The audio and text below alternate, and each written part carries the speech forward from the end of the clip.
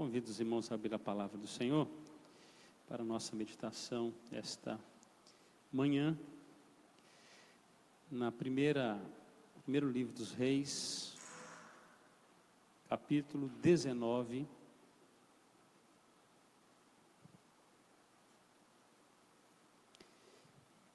Reis 19, do verso 1 ao verso 18. Contexto desta leitura é o reinado de Samaria, onde o rei Acabe, filho de Onri, um outro rei, assumiu o trono, conseguiu ser bem pior que seu pai. Como já andava com o coração desviado, procurou uma sidomita da região de Sidônio para se casar, chamada Jezabel, filha de Et-Baal, um adorador de Baal, e diz que Acabe, que reinava em Samaria, em Jerusalém, o reino do norte, não em Judá. Nesse contexto, a nação de Israel já estava dividida em duas esferas, 10 tribos no norte e as 2 tribos no sul. Então, o reino que Acabe reinava era o reino do norte. A capital era Samaria nesse contexto. E diz que Acabe fez mal ao Senhor. Casou com esta mulher, tornou-se um adorador de Baal e começou a levantar postes ídolos e induziu a nação à prostituição e idolatria. Jogou a nação no caos. Nesse tempo, Deus havia levantado o profeta Elias. Sempre no meio do caos, Deus tem uma palavra. Porque Deus reina sobre o caos, sobre as situações mais adversas. Quando nós achamos que está tudo acabado, que as coisas fugiram do nosso controle, o Deus soberano continua sombraceiro, assentado no trono, governando, olhando as nações, escrevendo a história. E enquanto Deus estiver no trono, há esperança. Enquanto Deus estiver no trono, há motivação boa para vivermos. Porque Ele reina, e Ele pode mover as águas, pode mudar a sorte. Então esse era o contexto. O profeta Elias passou a ter grandes enfrentamentos. Na verdade, a nação foi se apequenando, se diminuindo em sua adoração a Deus, com a perseguição religiosa imposta dentro da própria nação.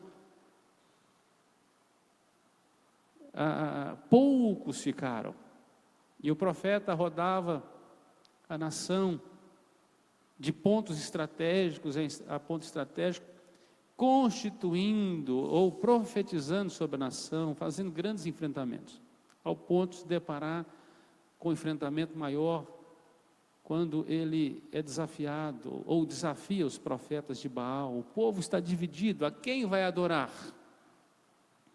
Porque da coroa, do império, do reinado, a adoração é uma adoração pagã. Todo investimento da nação é no culto pagão.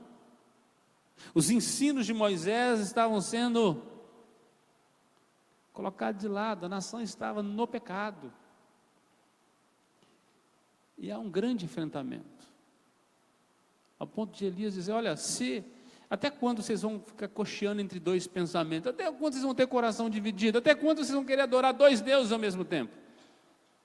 Se é Baal que é Deus, vão lá, pode servir, adore ele. Mas se o Senhor é Deus, então vocês têm que acabar com isso. E aí nós conhecemos a história. Diz que ele desafia os profetas de Baal, 450 sacerdotes de Baal, que vão passar a manhã inteira tentando uma resposta do Deus morto a quem eles serviam. E diz que ao meio-dia, diz que o profeta Elias caçoava deles. dizendo: olha, talvez o seu Deus foi dormir, foi passear, foi tirar férias, está de folga, está cansado. Não há resposta. E diz que eles se machucavam ali prestando um culto a um Deus morto. Chegou um tempo que o profeta falou assim: agora é minha vez de prestar um culto a Deus vivo e verdadeiro. E diz no capítulo 18 que ele presta esse culto ao Senhor. Ele construiu um altar, um holocausto. Diz que colocou ali o animal, colocou a lenha. Diz que ele fez um rego, um buraco em volta do altar, e diz que ele molhou todo o altar, a ponto da água encher aquele buraco de água também. E ele clamou ao Senhor, e o Senhor respondeu com fogo, queimou o altar que estava molhado, queimou o holocausto, lambeu a água que estava ali, que se evaporou pelo calor do fogo. E diz que o profeta, tomando os profetas de Baal, matou os 450 profetas de Baal. E a notícia chega, a rainha no palácio. Podemos dizer que entre os bananas da história, aqui estava Acabe. Quem mandava era a mulher, um homem que não governou sua casa, e serviu a outros deuses, se corrompeu. E diz assim a história, o capítulo 19, Acabe fez saber a Jezabel tudo quanto Elias havia feito, e como matara todos os profetas à espada. Então Jezabel mandou um mensageiro a Elias dizer-lhe: faça-me os deuses como lhes aprouver, se amanhã a estas horas não fizer eu a tua vida como fizeste a cada um deles.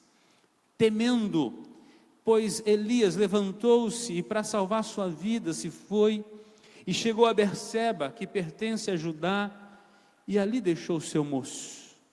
Ele mesmo, porém, se foi ao deserto, caminho de um dia, e veio e se assentou debaixo de um zimbro, e pediu para si a morte, e disse: basta, toma agora, ó Senhor, a minha alma, pois não sou melhor do que meus pais. Deitou-se, dormiu debaixo do zimbro, e eis que um anjo o tocou, e lhe disse: levanta-te e come. Olhou ele e viu junto à cabeceira um pão cozido sobre pedras em brasa e uma botija de água.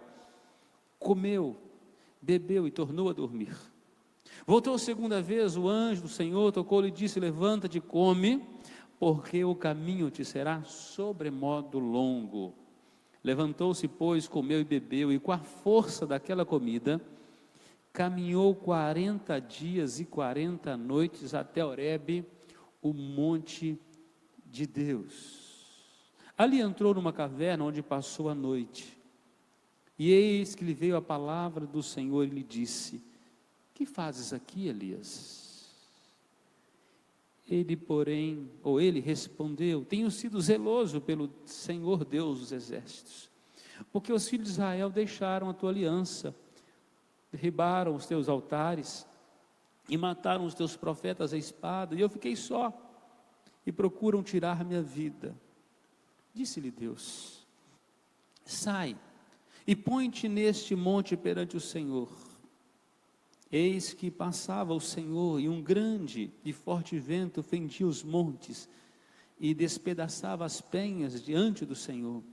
Porém o Senhor não estava no vento. Depois do vento um terremoto, mas o Senhor não estava no terremoto. Depois do terremoto um fogo, mas o Senhor não estava no fogo. E depois do fogo um cicio tranquilo e suave.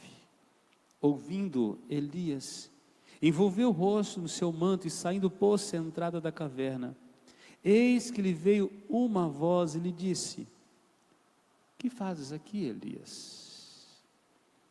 Ele respondeu: tenho sido em extremo zeloso pelo Senhor Deus dos exércitos, porque os filhos de Israel deixaram a tua aliança, derribaram os teus altares, mataram os teus profetas à espada, e eu fiquei só, e procuram tirar minha vida. Disse-lhe o Senhor: vai, volta ao teu caminho para o deserto de Damasco, E em chegando lá, unge a Hazael, rei sobre a Síria. A Jeú, filho de Ninsi, ungirás rei sobre Israel. E também Eliseu, filho de Safate, de Abel-Meloá, ungirás profeta em teu lugar. Quem escapar a espada de Hazael, Jeú matará. Quem escapar a espada de Jeú, Eliseu o matará. Também conservei em Israel 7.000, todos os joelhos que não se dobraram a Baal, e toda a boca que não o beijou. Verso 9, a última frase aí, vamos juntos? Que fazes aqui, Elias? Vamos repetir? Que fazes aqui, Elias? Verso 13, última parte também, vamos lá? Que fazes aqui, Elias?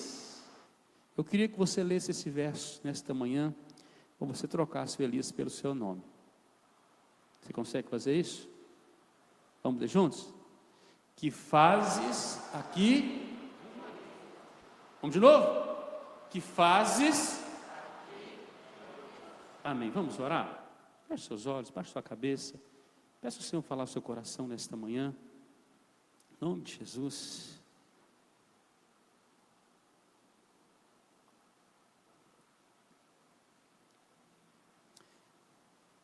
Pai, não temos dúvida de que algo bom, algo precioso do Senhor, o Senhor separou para nós nesta manhã. Um dom, uma graça, uma direção, uma tomada de decisão. Pedimos que o Teu Espírito Santo nos assista em Tua palavra, para que dela possamos extrair aquilo que é rico, aquilo que nos edifica, aquilo que nos fortalece para a nossa caminhada. Perdoa os nossos pecados, santifica a nossa mente neste momento, no nome de Jesus. Amém, Senhor. O homem, as suas cavernas, os seus desertos e os seus porões. A história vai mostrar alguns refúgios. Davi, que se refugiou na caverna de Adulão, quando perseguido pelo rei Saul, e para lá se ajuntaram a ele todo tipo de gente boa, ou pior, gente má, gente que ninguém queria por perto. Se ajuntou 400 e poucos homens, dos quais o mundo não lhes era digno. Não, eles não eram dignos do mundo que viviam. Homens problemáticos. E diz que Davi se tornou líder deles, na caverna. Eu me lembro como se fosse hoje, eu fui ordenado em 2003, finalzinho de 2003, dia 21 de dezembro de 2003, e assumi uma igreja numa região muito violenta. Havia o tráfico, havia tomado toda a região, um bairro ou uma região com 100 e poucas mil pessoas, extrema pobreza. Ribeirão das Neves, onde eu pastorei 10 anos, era a cidade mais pobre do Brasil, próximo de uma capital, ou seja, dentro de uma região metropolitana, a cidade mais pobre brasileira.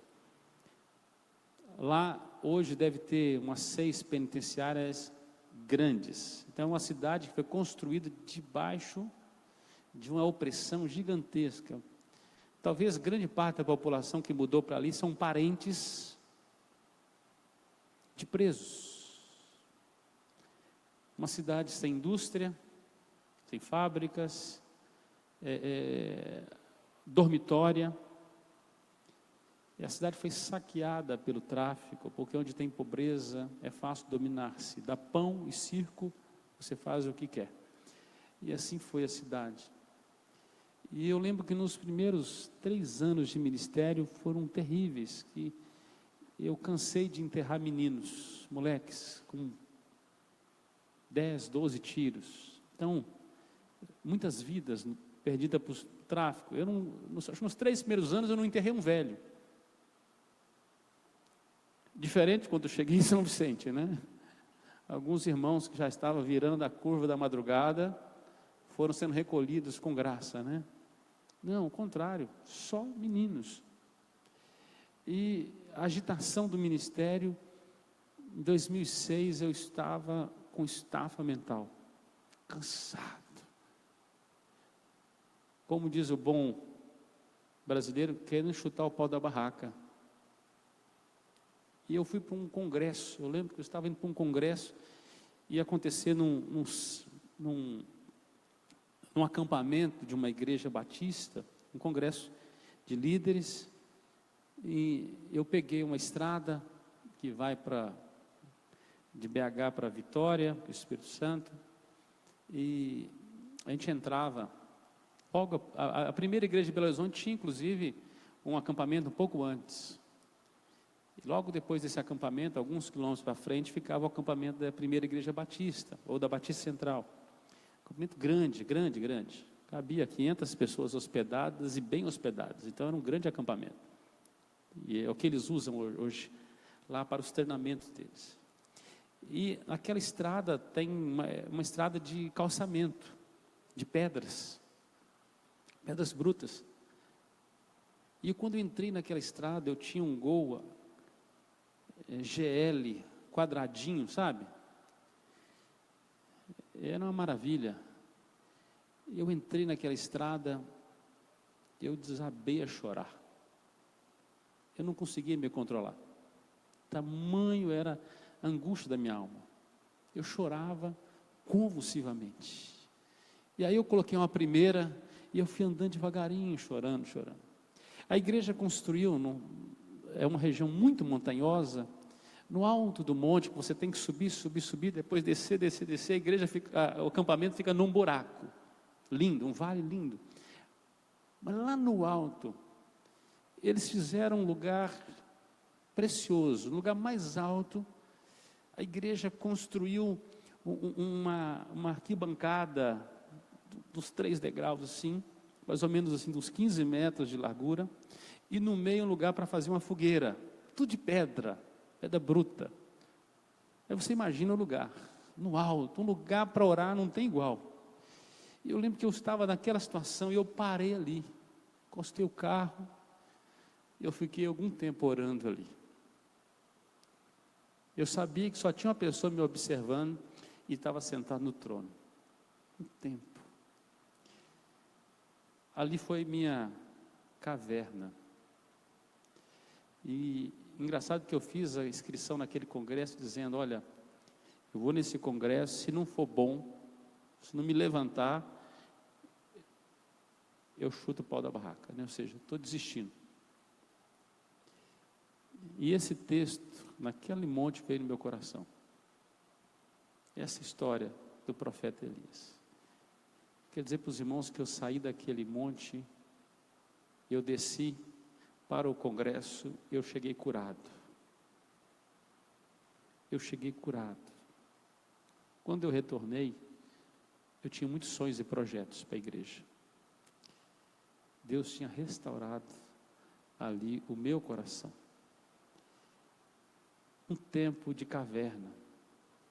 Há situações da nossa vida que nós vamos encontrar como profeta. E Deus pode perguntar, o que você está fazendo aqui? Por que você está se escondendo? O que está te machucando tanto que te espremeu ou te moeu de maneira que você está se sentindo acuado, amedrontado? Você está procurando uma porta de fuga, um escape. Alguns que estão fora do controle nesses momentos se enveredam pelos mundos das drogas, achando que ali vai ser uma válvula de escape. Outros se embebedam, vão para o álcool. Alguns colocam uma mochilinha nas costas e saem andando de estrada em estrada, se tornam os andarilhos brasileiros. Conhece esses? Outros se tornam moradores de rua.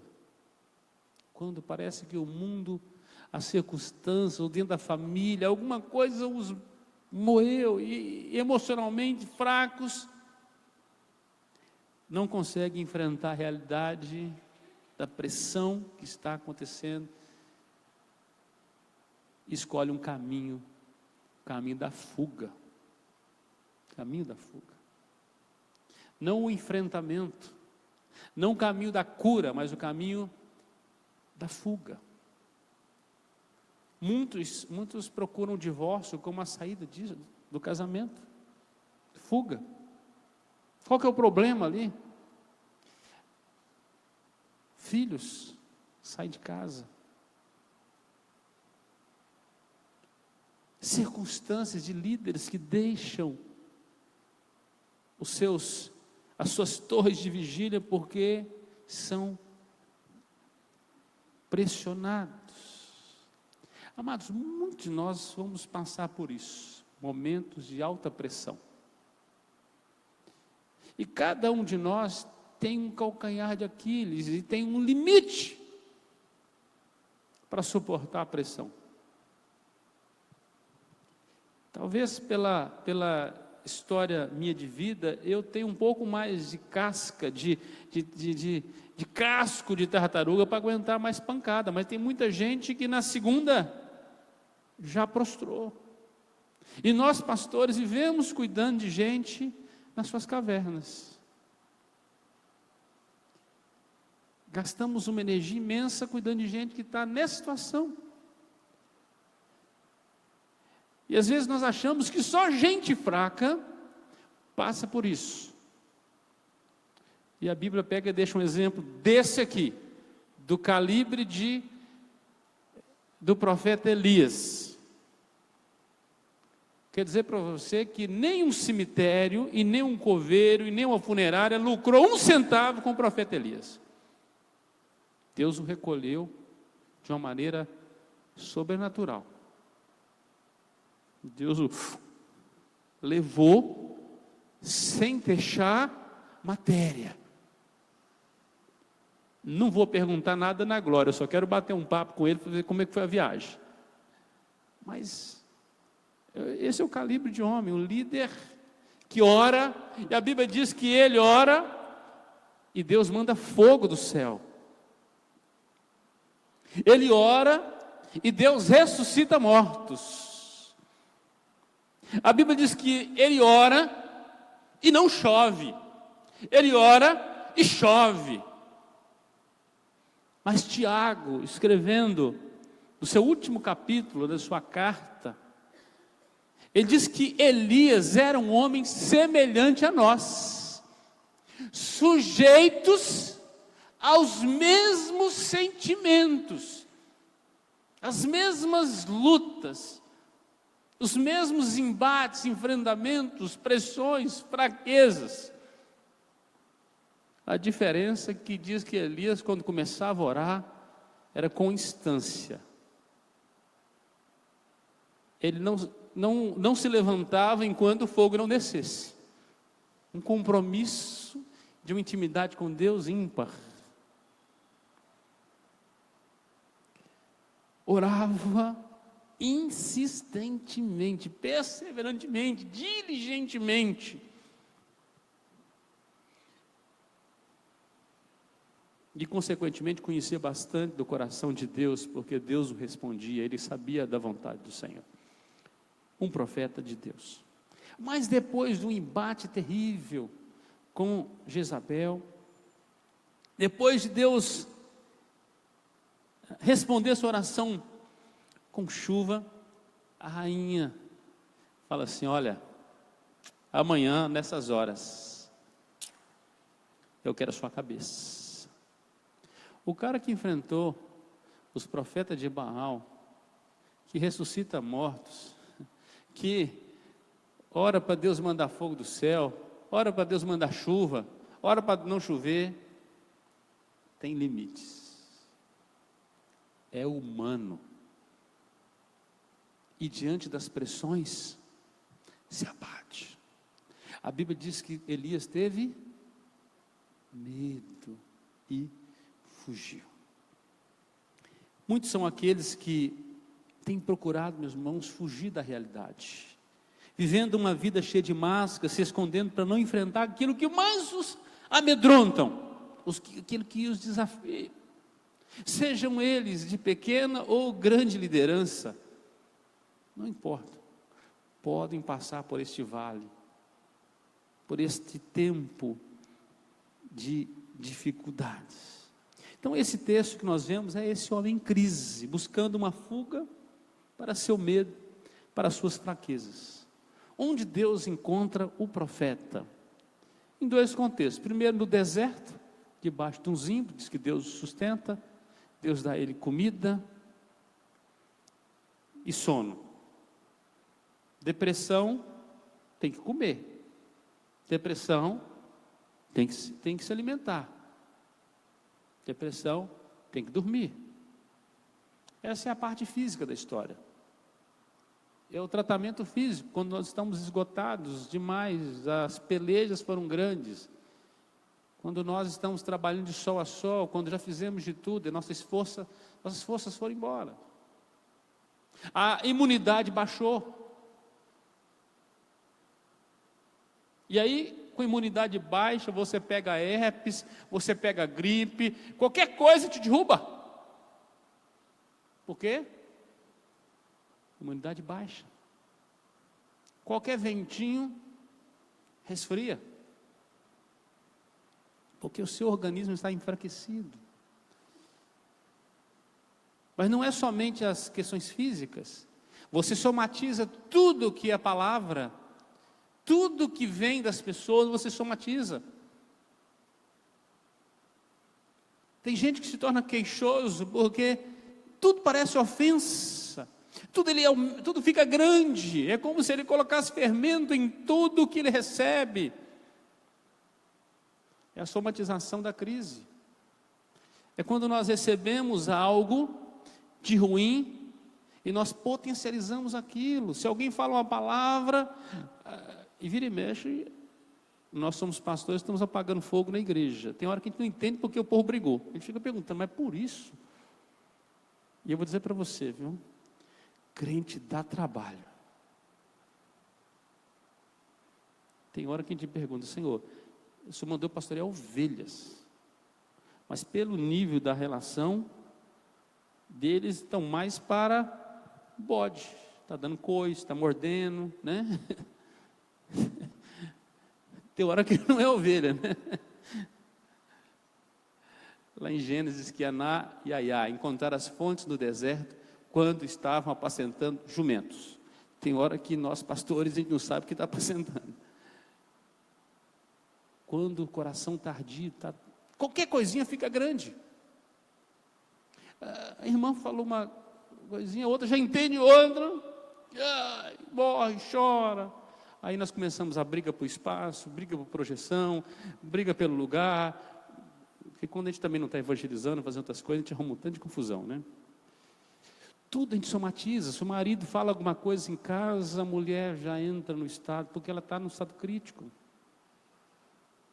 Ou se a mulher comenta alguma coisa com o marido, ele está numa pressão imensa no trabalho, ele está nesse nível, ele somatiza aquilo. É agressivo com os filhos, o lar fica doente. Então, pessoas encurraladas e enfraquecidas ficam muito sensíveis a muitas coisas. O profeta Elias conseguiu tirar o olho do trono por um tempo, sabe, os olhos do trono?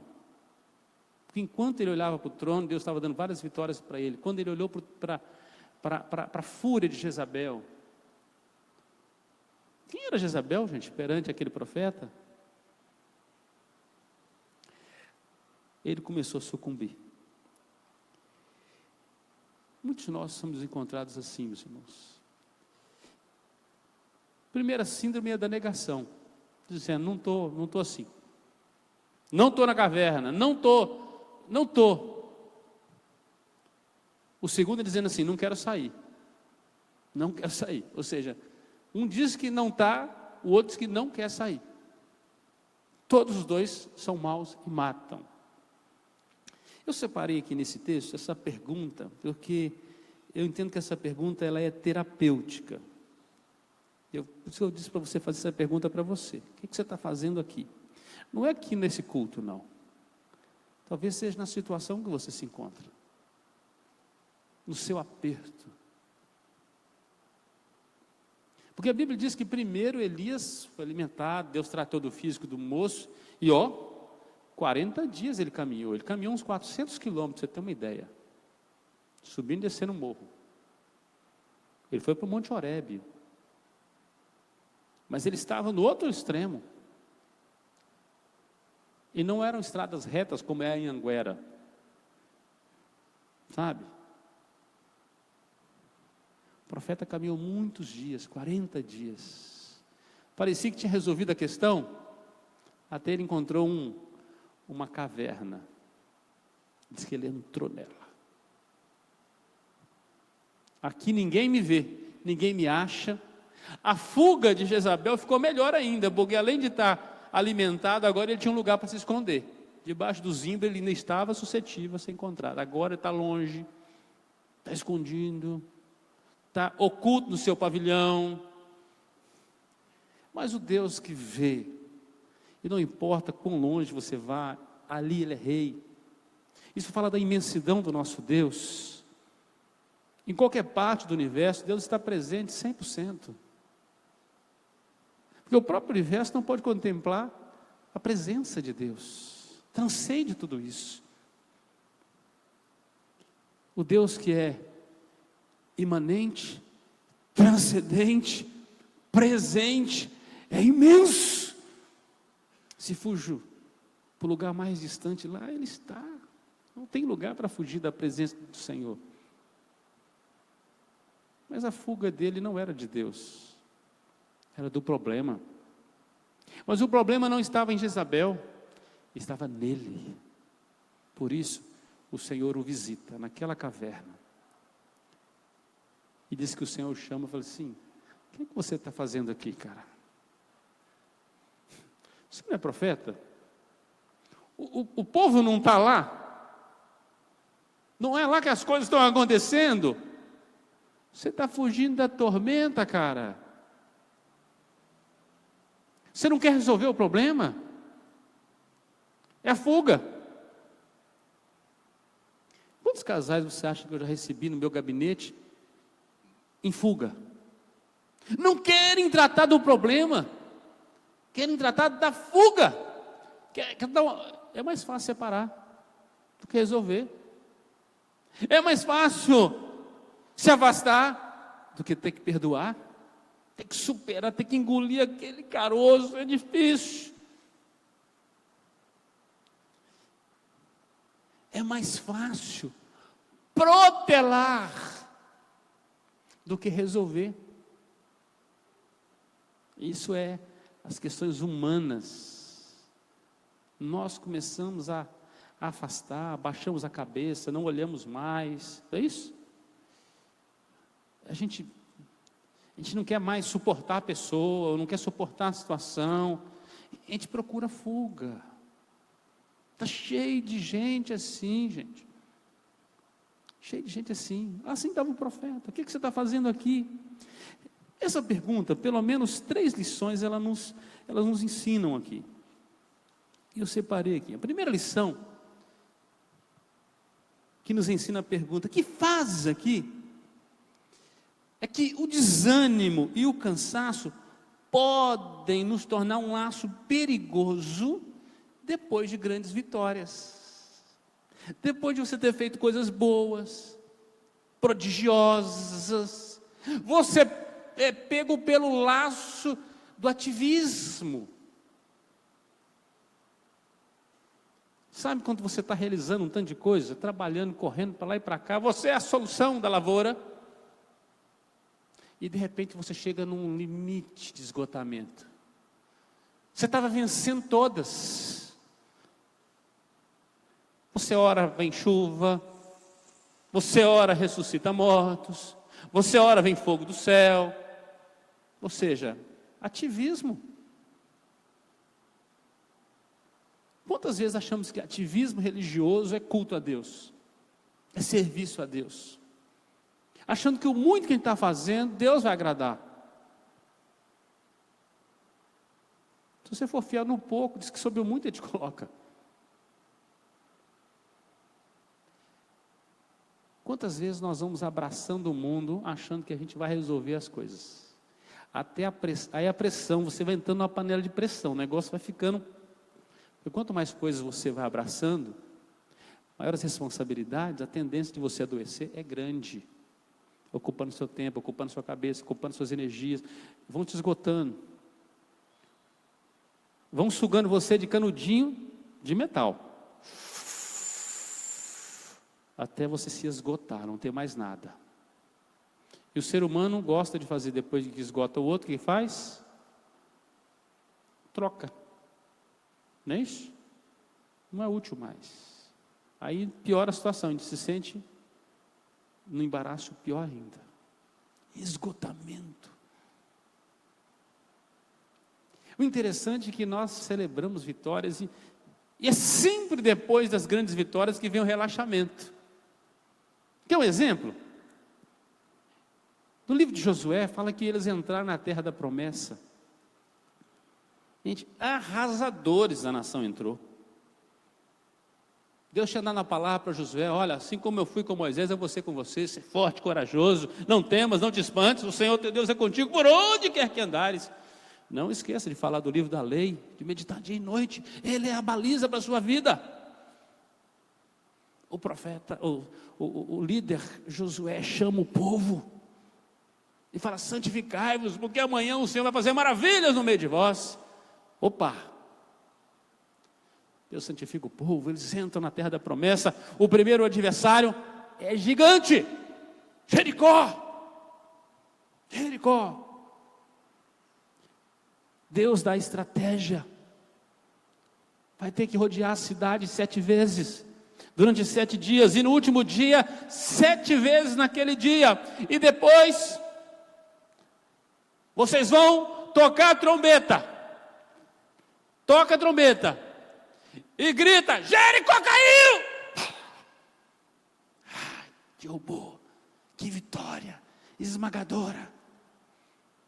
Depois de uma boa vitória, foi dureza, 7 dias ali de peleja, emocional, envolvido, tudo aquela situação, gente. Reúne os generais com Josué e fala: agora a próxima cidade que nós vamos conquistar, ai, facinho. Quem enfrentou os profetas de Baal, ressuscitou morto, mandou fogo do céu? Quem é Jezabel? Aí, de repente, quem é esse Ai aí? 300 moradores, pôs uma nação para correr, subestimou o adversário, afrouxou. Quando nós achamos que nós estamos de pé demais, o apóstolo Paulo vai dizer que aquele que está em pé, veja para que não caia. Cuidado, autoconfiança, um perigo, um laço. Eu já domino esse negócio, sabe? Já faço sozinho. Antigamente tinha um tanto de homem rendido porque achava que aguentava carregar um saco de feijão de 80 quilos. Sabe? Conheci aquelas histórias? Eu sou macho, autoconfiança. Quantas vezes nós fazemos isso com os nossos desafios na vida? Nós achamos que não vai dar errado. Eu aguento mais um. E a gente vai arriando as cordas.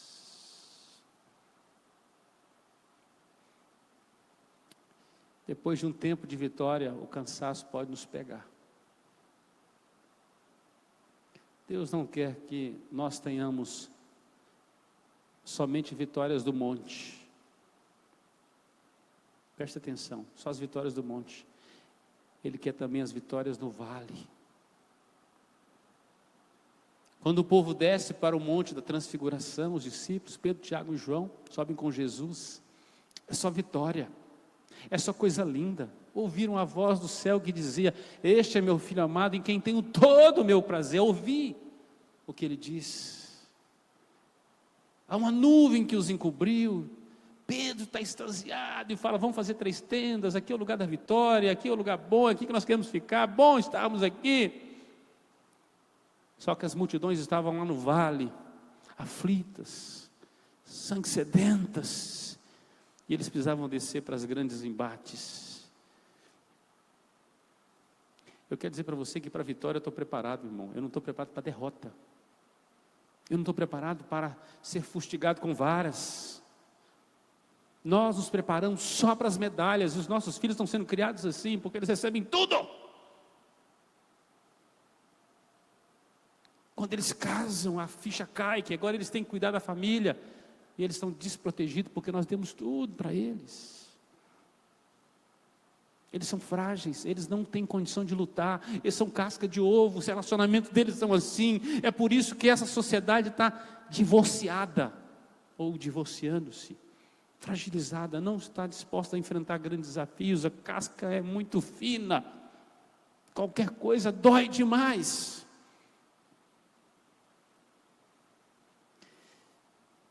Primeira lição então. O desânimo e o cansaço podem nos tornar um laço perigoso depois de grandes vitórias. Depois de grandes vitórias, nós temos que manter a vigilância. Manter-se em guerra. Armistício não é fim de guerra.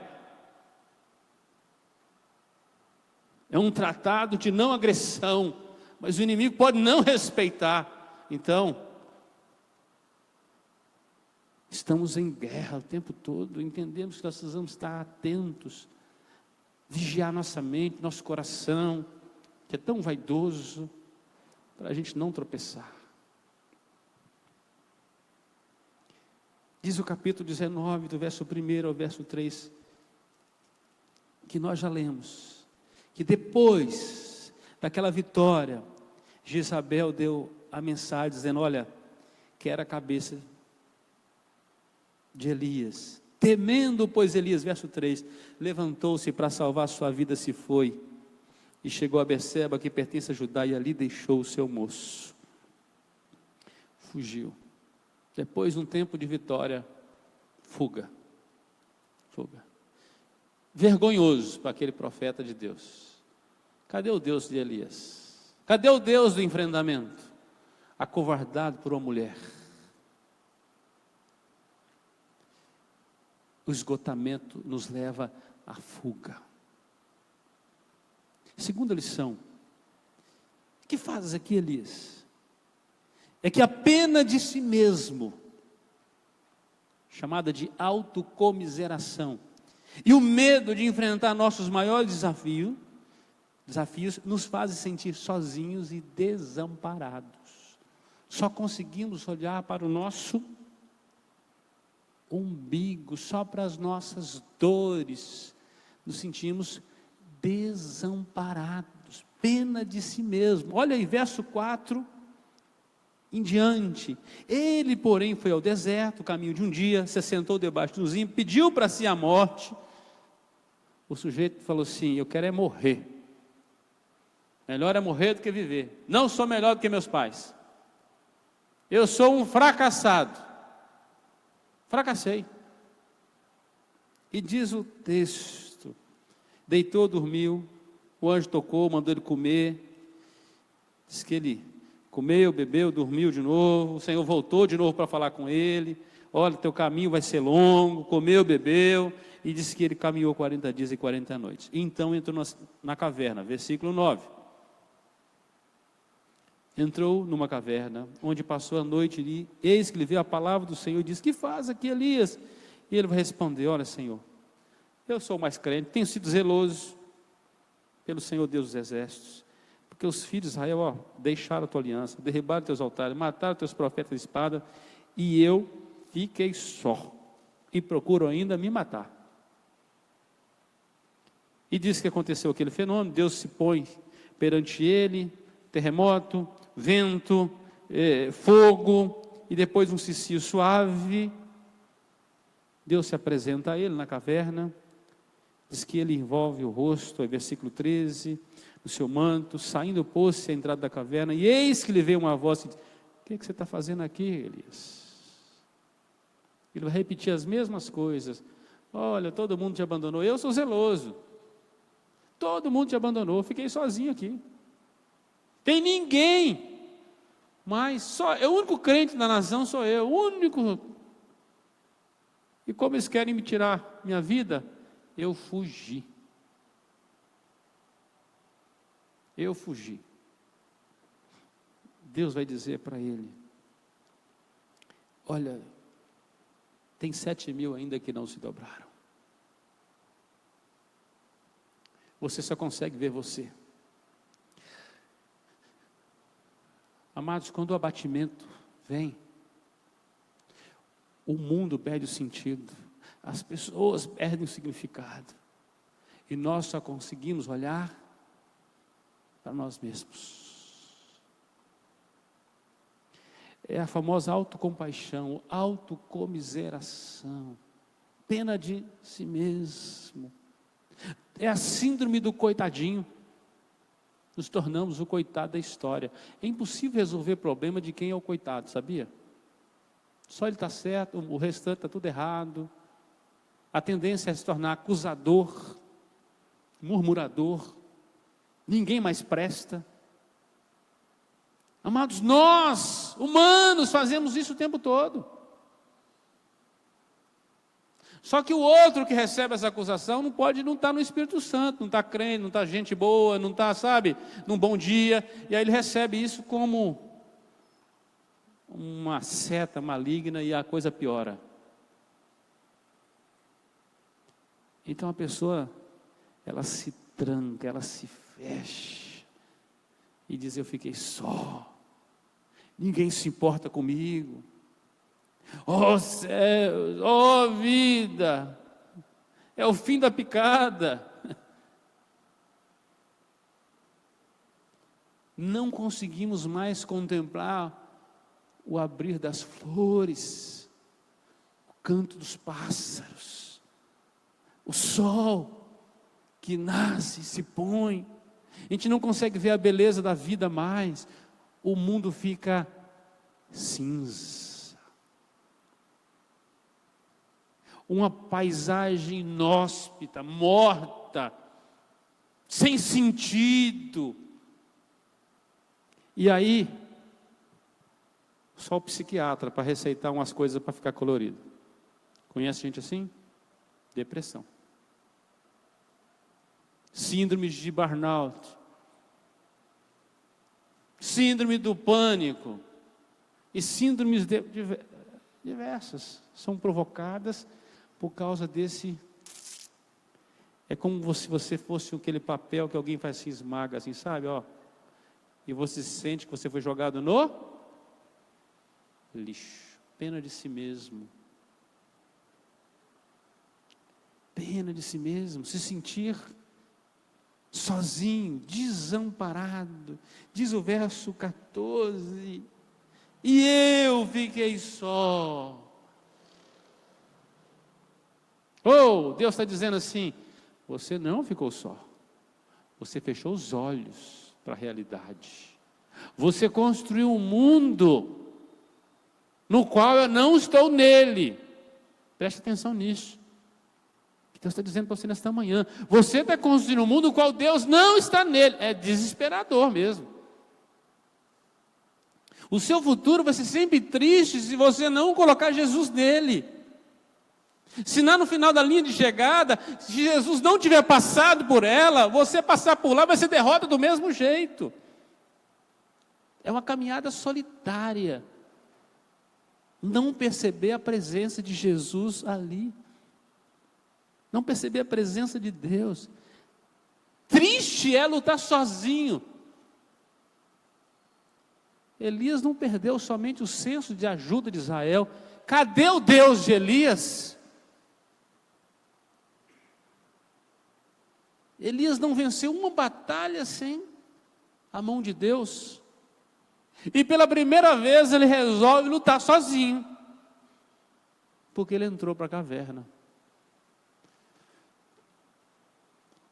Triste é, se na hora do aperto, irmãos, nós ainda procurarmos nos debater dizendo assim: estou sozinho mesmo.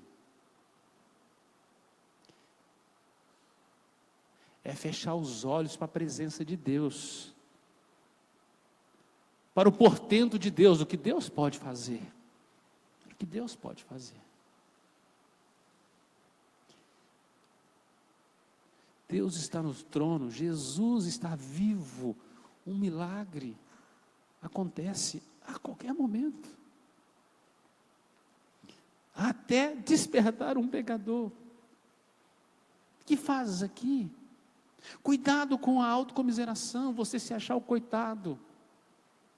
Achar que ninguém mais dá conta, que ninguém vai te ajudar. A igreja do Senhor Jesus vai bem demais, você sabia disso? Bem demais, Ele está juntando o seu corpo sobre a terra. A igreja de Jesus está viva. Você não caminha sozinho. E se você não vê ninguém em volta, leia o capítulo 12 de Hebreus, quando o autor diz assim, olha, tinha a rodear-nos uma nuvem de testemunhas. Olha para os vitoriosos de Deus, você não caminha sozinho, nós peregrinamos nessa terra. Mas tem gente vencendo conosco, tem gente que já venceu conosco, tem outros que vencerão conosco. Você não caminha sozinho. Abra os olhos. Fala, Senhor Deus, abre meus olhos para me ver os vitoriosos do Senhor. Pare de ler as páginas fatalistas dos jornais contemporâneos. Leia a história da palavra. Os heróis que venceram em Cristo. Leia a história dos heróis da fé, que diz pela fé venceu, pela fé. O profeta Elias precisava passar pela galeria dos heróis da fé. O desânimo abateu, a autocomiseração, sentir-se desamparado. Terceira lição, essa pergunta nos ensina: o que fazes aqui, Elias? É que a melhor inspiração nas horas da depressão, sabe, da caverna, da fuga, a melhor inspiração é receber uma nova missão, novos desafios, novos sonhos, novos projetos. Isso é que vai nos tirar. Deus tem que nos fazer sonhar. O texto de Joel, capítulo 2, precisa acontecer na nossa história. Os velhos precisam voltar a sonhar. Os jovens precisam ter visões. Deus tem que acordar-nos para coisas que Deus vai fazer. Coloca os olhos no texto aí, meu irmão, versículos 15 a 18. Deus vai renovar a vocação do profeta e diz assim, lê comigo aí, do 15 ao 18, vamos ler juntos?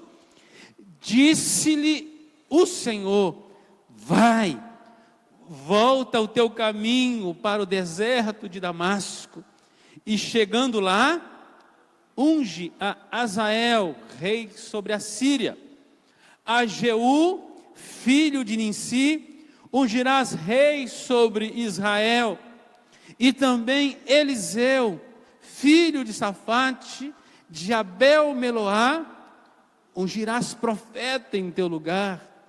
Quem escapar a espada de Azael, Jeú matará.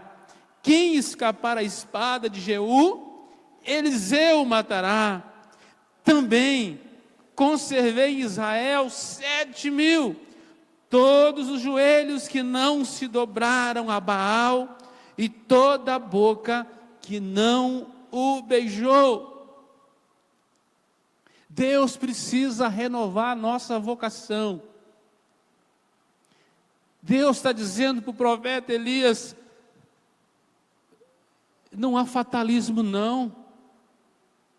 Quem é essa incircuncisa aí, para se levantar contra o profeta do Senhor? Ô Elias, acorda, eu continuo no trono, olha para mim. Eu quero dizer para você que você vai sair daqui agora, e para o mesmo caminho que você veio dos últimos 40 dias, você vai fazer de volta. Ginástica agora, vamos oxigenar o cérebro. Vai caminhar mais 400 quilômetros. E você vai lá na terra dos inimigos lá.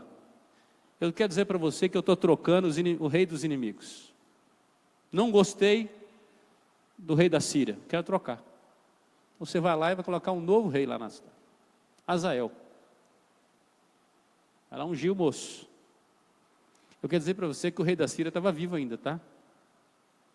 Que encrenca que Elias estava se metendo.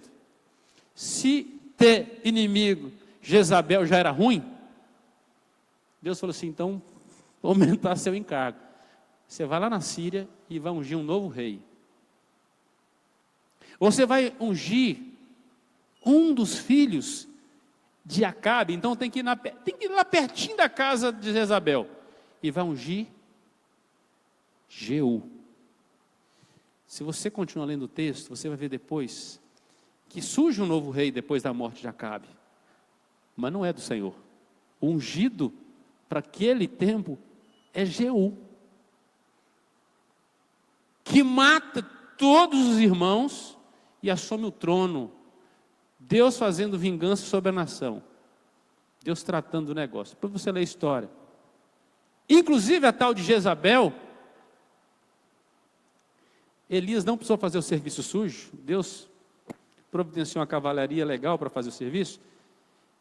Diz que os eunucos, quando Jeú assumiu o reinado, jogou Jezabel lá de cima. Ela caiu, que sangue voou para todo quanto é lado. Deus falou assim, os cachorros vão comer ela. A carne dela, não vai sobrar nada. E Jeú passa com a carroça entrando para tomar a nação, tomar o reinado, e passa em cima. É o rolo compressor de Deus. Terrível coisa é tocar ou tentar tocar no escolhido de Deus. Ela não tinha ideia da encrenca que ela arrumou. E Deus falou o seguinte para ele, e você vai lá na casa de Safate, lá de Abel-Meloai, você vai ungir Eliseu no teu lugar. Você não é mais o profeta da nação. Carteira de trabalho, me dá aqui. Como é que chama isso aqui? Baixa, né? Justa causa, não foi? Deus disse assim, tu não é mais o profeta da nação. Agora quero para o profeta chorar, né? Falou assim, Deus trocou todo mundo, inclusive, é esse que vos fala. Fatalista, não é? E Deus assim, você vai sair e vai ungir Eliseu no seu lugar.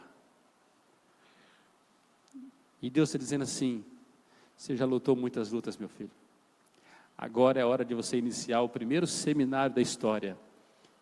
Você vai agora discipular profetas. Começou um exército de profetas ali. Ali começou as escolas de profetas. Deus renovou a vocação do profeta. A cura mais completa é a cura que vem de Deus. Deus revirou a história. Se você ler as próximas páginas, eu desafio você chegar em casa e ler. Você vê que coisa linda o que Deus está fazendo. Ele está governando, ele já conseguiu ver os fins antes dos meios. O nosso olhar panorâmico, fatalista, a gente só vê a cena de horror. A gente só vê Lázaro no túmulo, que já cheira mal, pois tem 4 dias. O Senhor Jesus vê os anjos glorificando a Deus, porque mais um se levanta. Ele já via a pedra removida, ele já via Lázaro pulando, saltitando, a família se alegrando. Esses são os olhos de Deus. Se você puder, abre, voltando algumas páginas aí, lá em 1 Samuel 22, eu queria encerrar. Versículos 1 e 2. Não é o primeiro homem que entrou para a caverna. O importante é saber sair dela. Tem que sair dela. E diz assim: retirou-se dali Davi e se refugiou na caverna de Adulão. Quando ouviram isso, seus irmãos e toda a casa de seu pai desceram ali para ter com ele. Ajuntaram-se a ele todos os homens que se achavam em aperto, e todo homem endividado, e todos os amargurados de espírito, e ele se fez chefe deles, e eram com ele uns 400 homens. Quando Davi enfrentou o seu embate, e parecia ser só ele agora, Deus levantou para ele um exército. Ele não precisou fazer propaganda, ele não precisou fazer chamada. Diz que quando ficaram sabendo que ele fugia, que ele se escondeu, todo mundo que estava em aperto, Deus falou assim: aquilo virou uma causa. Estes homens são os valentes de Davi, que vai reinar com ele depois. A turma em aperto, a turma descartada, a turma deprimida, afugentada, a turma da fuga. Deus usou a fuga de Davi para curar Davi e para dar a ele uma missão ainda maior. Ele não tinha um exército, agora ele tem 400 soldados fiéis, que amavam a causa e morriam, e morreram muitos deles por Davi. O que fazes aqui? O que fazes aqui? Quantas vezes nos refugiamos nos nossos desertos, nos nossos porões, nas cavernas do medo, da desconfiança, até das nossas próprias limitações. O que você faz aqui? Será que não é hora de sair da caverna e ver algo bonito que Deus já preparou? Algo que Deus tem para tratar de você, para te usar, para te potencializar, para você ser proativo no reino de Deus, proativo na família, proativo na sociedade. A bênção que Deus preparou para a sua vida, um renovo, não igual, diferente. Não fazendo repetidamente as mesmas coisas, mas fazendo coisas novas. Um vigor novo, ânimo novo. Até Deus tomar o profeta para si. Deus usou poderosamente Elias de uma outra maneira depois. Ele já não lutava mais na frente. Agora ele regia o exército. Mudou o papel. As nossas cavernas são lugares que nós podemos passar, mas não é lugar de ficar. A palavra de Deus diz no livro de Tiago: tendes, pois, por motivo de toda alegria, o passar por várias provações. Não é para ficar. Nós vamos passar por elas. Passou, vida nova. Pode ser novas tribulações lá na frente. Serão novas, diferentes, em outro contexto. A multiforme graça de Deus vai nos fortalecer para enfrentarmos mais esse desafio. Convido você a se colocar de pé. Se você tem enfrentado alguma caverna aí, se você quiser colocar isso diante de Deus nesta manhã, vem à frente, nós vamos orar juntos. Coloca diante do Senhor Jesus. O Deus do profeta Elias é o Deus de Davi, é o Deus de Paulo, é o Deus de Tiago, é o nosso Deus. Nós vamos cantar essa canção, enquanto você vem à frente, nós vamos terminar orando junto.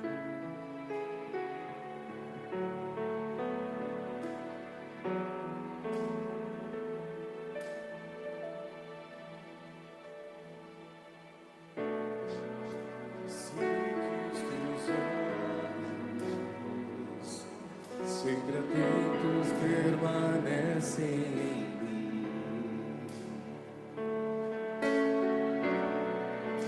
E os teus ouvidos estão sensíveis para ouvir meu clamor. Posso até chorar, mas a alegria vem de manhã. És Deus de perto e não de longe, nunca mudaste, tu és fiel.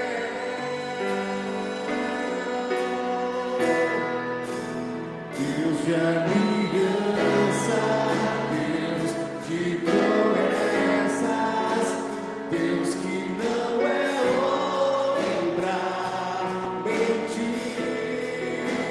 Tudo pode passar, tudo pode mudar, mas tua palavra vai se cumprir.